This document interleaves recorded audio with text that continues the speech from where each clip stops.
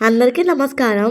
ఆడవాళ్ళు ఎక్కువగా time spend చేసేది వంటగదిలోనే కదా. ఇది చేస్తే ఇడ్లీ కుక్కర్ లో పెట్టేసి ఏదైనా పని చేసుకోవచ్చు. దోశలు వేస్తే మాత్రం అక్కడే ఉండాలని అంటారు. ఒకవైపు ఆకలి, ఇంకోవైపు దోశలు వేయాలి.